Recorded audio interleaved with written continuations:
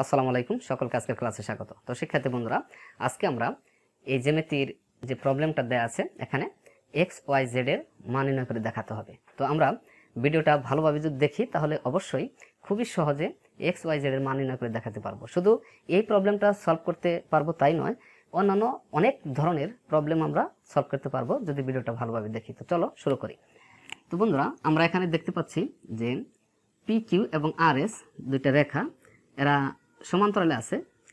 তো সমান্তরালে থাকলে বিভিন্ন ধরনের সূত্র প্রয়োগ করা যায়, যেমন একান্তর কোণ, অনুরূপ কোণ, সেই বিষয়গুলো আমরা পরে আলোচনা করব। তো এখন আমরা দেখাবো, যেহেতু এক্স ওয়াই জেড এর মান নির্ণয় করতে হবে, সেক্ষেত্রে আর এস একটা সরল রেখা, এটা একটা স্ট্রেট লাইন। তো এই স্ট্রেট লাইনের উপরে যতগুলো কোণই হোক না কেন, সমস্ত কোণের সমষ্টি হবে 180 ডিগ্রি। তো এখানে তিনটা কোণ হয়েছে, একটা কোণ, একটা আর একটা, ঠিক আছে? তিনটা কোণের মান হবে 180 ডিগ্রি। তাহলে এখানে কি কি আছে আমরা একটু লিখে নেই। 3x প্লাস 70 প্লাস 2x, এই সবগুলো মিলে কত হবে? 180 ডিগ্রি। ওকে, তো এখানে আমরা 2x আর 3x এটা যোগ করলে হয় 5x, আর এই 70 ডিগ্রিটা আমরা এইদিকে নিয়ে বিয়োগ করে দিলাম, ঠিক আছে? তো 5x ইকুয়াল টু 110 ডিগ্রি। তো x equal to 110 divided by 5, 22 degree আমরা পেয়ে গেলাম, ঠিক আছে? তো x এর মান আমরা এখানে 22 ডিগ্রি পেয়ে গেলাম। তো একটা মান আমরা নির্ণয় করে ফেললাম। তো এখন y এবং z এর মান নির্ণয় করে দেখাবো। তো এখানে আমরা এখন y এর মান নির্ণয় করব। তো আমাদের খেয়াল করতে হবে যে পি কিউ এবং আর এস যেহেতু সমান্তরালে আছে, অর্থাৎ এই পি কিউ রেখা সমান্তরাল হচ্ছে আর এস রেখা, তাহলে সেই ক্ষেত্রে আমরা এই যে এই রেখাটাকে যদি এটাকে আমরা এম এন কল্পনা করি, তাহলে এম এনটা হবে ছেদক। তো এই এম এন ছেদক হলে আমরা জানি যে দুইটা সমান্তরাল রেখাকে যখন একটা আরেকটি সরল রেখা ছেদ করে, তখন এই সমান্তরাল রেখার একই পার্শ্বে এবং বিপরীত পাশে দুই ধরনের কোণ উৎপন্ন হয়, তার হচ্ছে একান্তর কোণ আর একটা অনুরূপ কোণ। তো এখানে যেহেতু এই পি কিউ এবং আর এস সমান্তরাল রেখা এবং এম এন ছেদক, তাহলে তাদের বিপরীত পার্শ্বে এই যে একটা কোণ আর এই একটা কোণ, এই দুইটা কোণ উৎপন্ন হয়েছে ছেদকের বিপরীত পাশে, ঠিক আছে?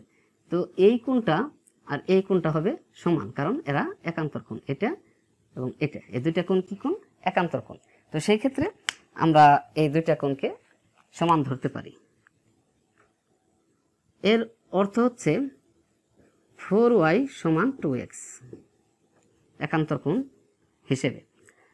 তো 4y, এখানে 2x এর মান আমরা পেয়েছি 22 ডিগ্রি, তাহলে এখানে 4y ইকুয়াল টু 44 ডিগ্রি।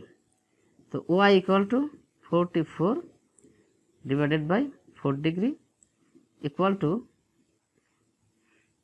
4 11 44, অর্থাৎ 11 ডিগ্রি পেয়ে গেলাম y এর মান, ঠিক আছে? তো আশা রাখি এ পর্যন্ত আমাদের ক্লিয়ার হয়েছে, x এবং y এর মান আমরা নির্ণয় করতে পেরেছি। তো এখন আমরা z এর মানটা নির্ণয় করে দেখাবো। তো এটা মুছে দেই। তো আবার এই পি কিউ একটা সরল রেখা, যেহেতু এই পি কিউ সরল রেখার মধ্যে যতগুলো কোণ হবে একটা বিন্দুতে, সমস্ত কোণগুলোর মান 180 ডিগ্রি, আমরা একটু আগেও এটা দেখিয়েছি। তো এক্ষেত্রে তো তাই, অর্থাৎ এই 4y এবং 4z এই দুইটা মিলে হচ্ছে 180 ডিগ্রি। তো 4y plus 4z equal to 180 degree. তো এখানে 4y এর মান কত? আমরা পেয়েছি 11 degree plus 4z equal to 180 degree.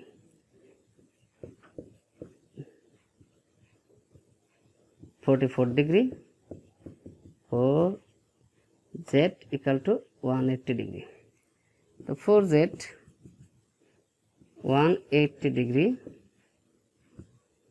Minus 44 degree. তো 4z ইকুয়াল টু 136 ডিগ্রি,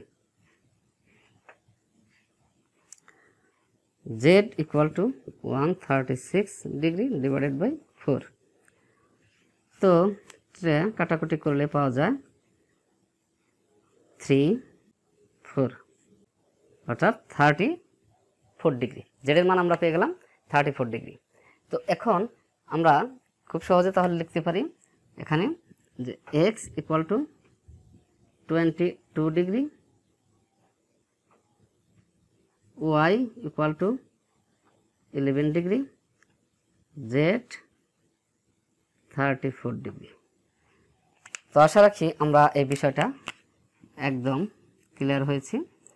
তো এই ধরনের যে কোনো কোশ্চেন আসুক, আর অনেক কোশ্চেন এখান থেকে তৈরি করা যাবে, তো সেগুলোর উত্তর এভাবে আমরা নির্ণয় করতে পারবো।